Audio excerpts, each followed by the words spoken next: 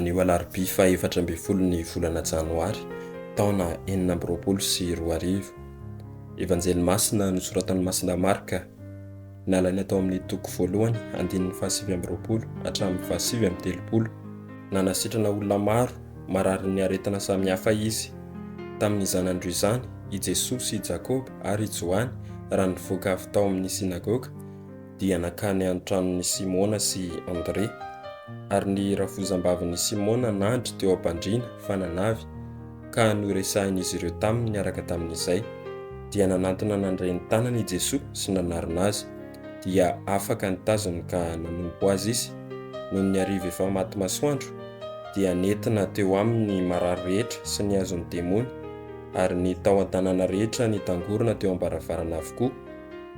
Dia nanasitrana olona maro, narary ny aretina samihafa izy sady nandroaka demony maro, fa tsy navela niteny ny demony satria nafantatra azy. Noho ny ampitso ny fomaraina ny alina koa izy dia nivoaka nakany amin'ny tany mangina ka nivavaka tany.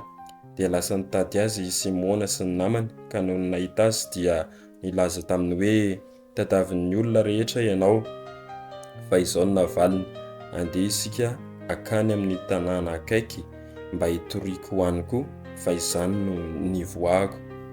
Dia lasa izy nitory tamin'ny sinagogan'ny olona sy eran'ny Galile rehetra sady nandroaka ny demony. Izany ary ny tenin'ny Tompo, nderany ho anao ry Kristy.